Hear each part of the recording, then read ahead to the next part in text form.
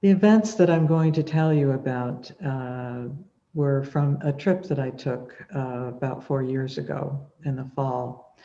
I went with a group of colleagues to the land of Israel to do a trip, more of a pilgrimage. It was an interfaith group, and we were going to visit holy sites and meaningful sites and share our experiences with each other. A few years ago, also, I traveled to General Assembly, which was being held in Spokane, Washington. And it was my first time visiting Spokane. And I was a little surprised. I had visited Seattle before, and I was surprised to see how different the air felt and how different the land looked from Seattle. And it turns out the Cascade Mountain Range traps the moisture that blows in from the Pacific and traps it in the western half of the state, leaving the eastern half with less rain and more heat. The same effect plays out in Israel. When I visited, I learned that Israel is situated so that the weather moves from the west, from the Mediterranean Sea, and the moist air is trapped by the central highlands before it can reach the eastern part of Israel and the Jordan River and the country of Jordan. Jerusalem is situated on Mount Zion, one of the hills that stands between the green plains and the arid and rough country. The city is also known as Zion, or Zion, from the word Tzia, and it means wilderness. It is said that the second temple, the Temple Mount, stands between the green land of the living and the desert land of death. This idea is carried forward throughout the Hebrew Bible. Deuteronomy 30, verses kind of 11 to 20, relates how the Israelites were at the end of their long sojourn, escaping from Egypt, and they are on highlands overlooking the land of Canaan. And Moses has just told them that he will not be accompanying them into the land of Canaan, that he will die where he is. But he's sending them forth with a charge. And he tells them they can look at this land of Canaan with a desert at their backs, and they can choose life or death. Life in the green or death in the desert. This idea of place saturates this ancient land. And even in those words of Moses, the Hebrews understood that home, the heart of the people, is not a place of rest, but a place to fight for peace. Nowadays, we fight for power, we fight for peace. It's hard to know the difference, isn't it? But in our journey through Israel, it was borne upon us that death is definitely a part of life in that country. It is a constant presence, a constant reminder. My colleagues and I were under security or police escort for the entire trip through Israel and Palestine. Security and vigilance are built into the fabric of everyday life and have been for thousands of years. And the weight of those millennia is one of the first things that begins to alter our perspective as we make our way through this country. I'm going to ask Alan to show our first slide of the morning. The slide is imagery that, according to Jewish tradition, captures what the first temple of Jerusalem, the Temple of Solomon, might have looked like. This is information that we gather from the early texts of the Bible. Now, again, according to tradition, the Temple of Solomon was completed by 957 before the Common Era. That's about 1,000 years before the Common Era. It almost lasted for about 370 years before it was looted and destroyed in the year 586 or 587 by the Babylonians.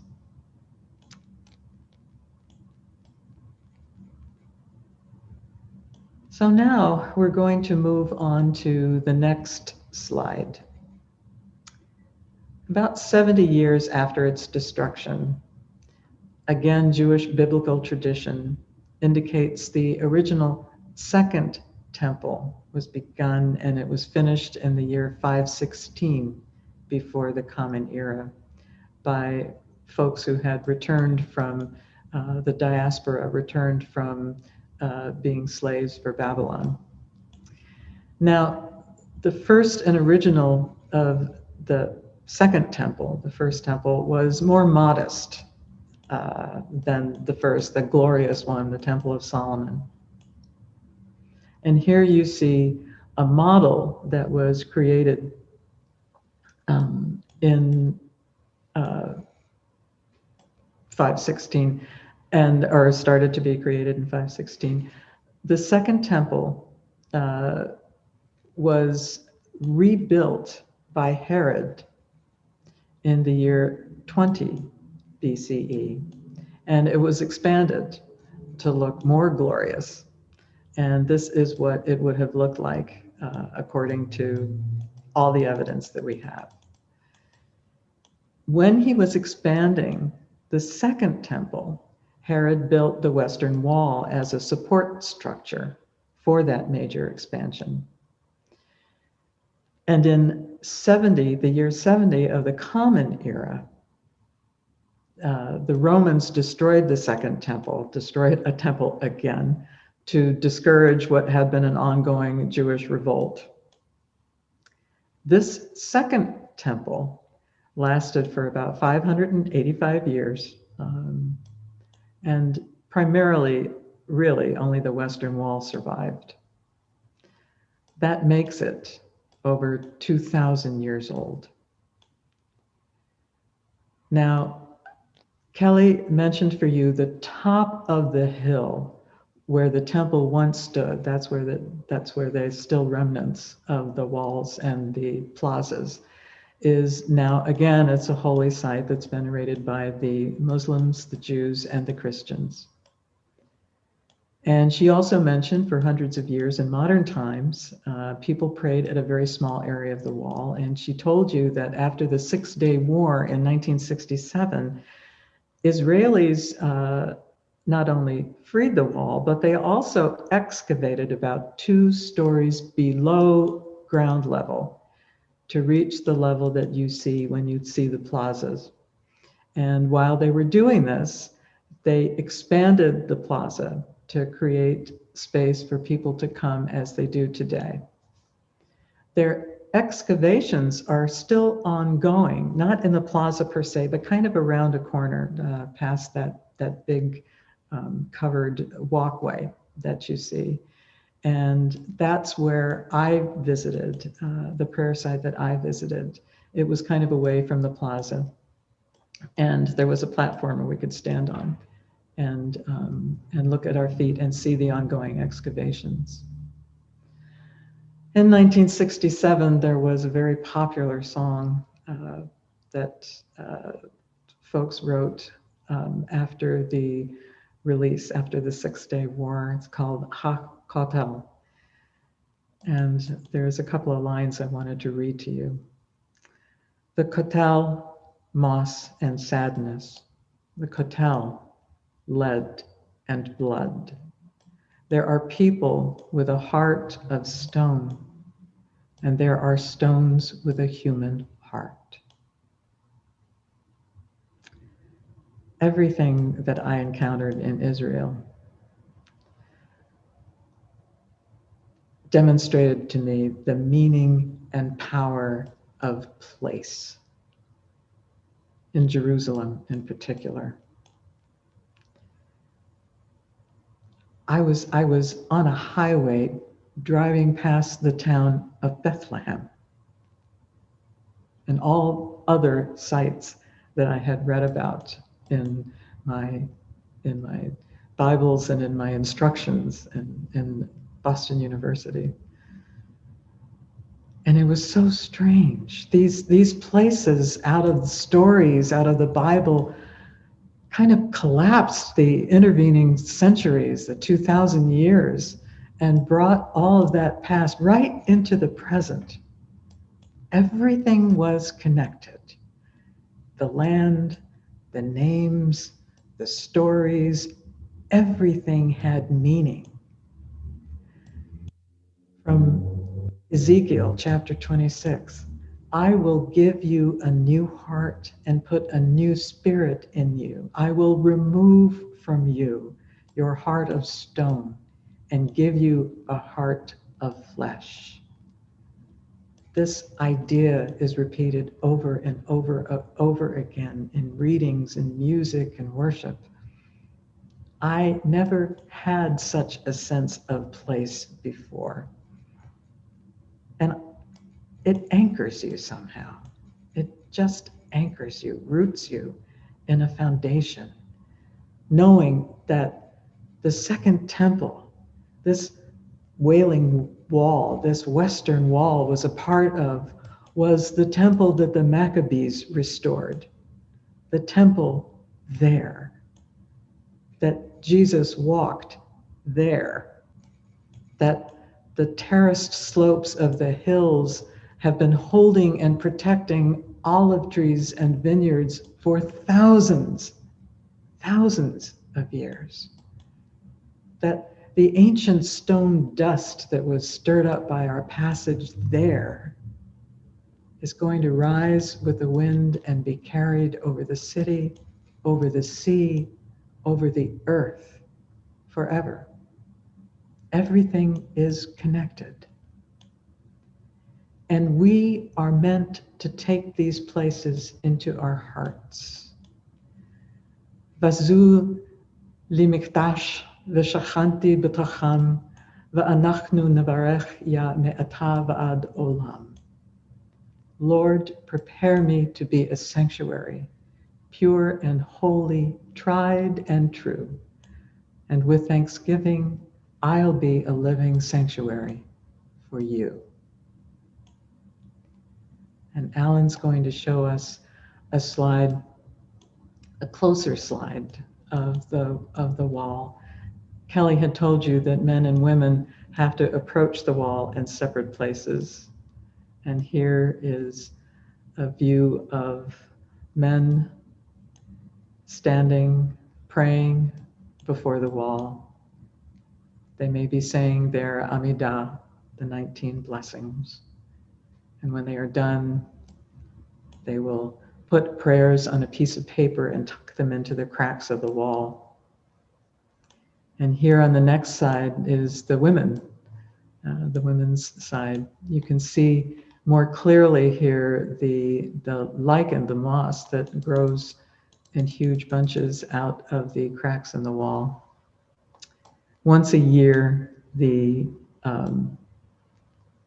rabbi of Jerusalem and his staff, they go to the wall and they remove the pieces of paper and they bury them on the Mount of Olives. And now my group and I, we didn't join the masses at the men's side and the women's side of the mall. Like I said, we kind of walked further along the wall until we reached a quieter spot, a smaller place for prayer that was on the other side of the plaza, where we could stand on a deck and see not only the excavations, but we could get close to the wall, elevated a little bit from ground level. First, we stood in a circle, holding hands and offering our own prayers and singing. And somehow in those moments, like I hadn't until that point in the trip, about midway through the trip, I gradually started to feel less like a visitor and more like a welcome guest. It was quite the difference. And then one by one, we took turns standing before the wall, knowing that we could take our time. A woman near me pulled out her siddur, her prayer book, and held it in her hands while she prayed silently. And when it came to be my turn, I closed my eyes and I leaned into the wall. At first, I was just feeling the massive presence of this stone and hearing a far-off murmuring from the crowd on the other side. And then I started to remember bits and pieces of this reading that I had done the night before. It's a mystical prose poem called "As You Are Before the Wall." And now you see it by the seeing of the eye, your mind's eye, as only you and no one else can see it. And this is the key. It will be seen by you as it has never been seen by anyone else. And it will be remembered by you as by no one else. And then I let that thought go, and I was asking questions of myself. Was I the first in my family to stand here? Was I the first? My Russian Jewish ancestors were from Eastern Europe. But then, and then I also realized that the only ones that I knew of for the ancestors that moved to the United States that had left the United States after immigrating were my grandfather, who had joined the US Navy in World War I, and a second cousin, the chiropractor, who picked up and moved to Australia after World War II. Those were the only ones I knew about that had traveled. But then the stone reminded me of my humility.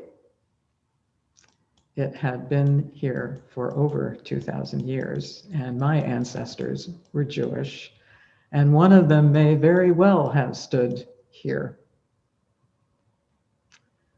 But it wasn't for me to claim them. It was for them to claim me. And so I waited. And I thought more about that poem. And there was a phrase, "And the wall is patient with you, so you must be patient with the wall. The time is yours. The wall will be there forever." I haven't really shared this with folks, but I will share it with you today. It was a gradual process. The wall gradually revealed to me something surprising. Fierce love, not for the place, not for the wall, because it was not my own, but for home and for peace, that I would fight for against my own fears, that I would fight for. Maybe it was the influence of this land, but I am a grown woman who was raised from childhood literally to be the peacemaker, the compromiser, the facilitator, the negotiator, the one who talked with everyone in the family when they would not talk to each other. It made me into an introvert who wanted to avoid all of this, but still carried out the responsibility of connecting the ones that I loved to each other. The idea of fighting was not in my vocabulary. I had enough of it. But to do this, I had to make my heart inviolable, to pretend my invulnerability, because I needed to stay in relationship with all of these people who might not, and in fact did not, care as much as I did. I had never conceived of the idea of creating a place of peace, a haven for myself, to make it precious, to give it great stone boundaries and gates, because I would have to admit my vulnerability that I needed these things. But standing before that wall, I asked myself the question that I've been able to ask myself since. So what? I did not need to have a heart of stone, but instead a heart of mortal flesh that could risk everything for what I believed. Yes, it might hurt, it would hurt, but so what? This is life. And with a deep breath, I prayed for the safety and health of my family, my colleagues, and the wonderful and courageous people that I had met. And I prayed for peace. I returned home from Israel on the day of the election in November of 2016. It is 4 years later, and a sea change in administrations is just beginning. But we are still seeking health and safety and courage and peace. I want to tell you that love in the public square, that standing vigil and publicly declaring ourselves as one on the side of the battle against systemic oppression is going to make us invulnerable. But I don't want to lie to you. It will make us feel very vulnerable and exposed, but it will never make us feel alone. Never make us feel alone. And I take a deep breath and I pray for us that we will all find our wall of revealing and our place of home and peace that we will gather for, that we will fight for, with all the power and the sense of justice and love that we can summon. May it be so. And thank you for listening this morning.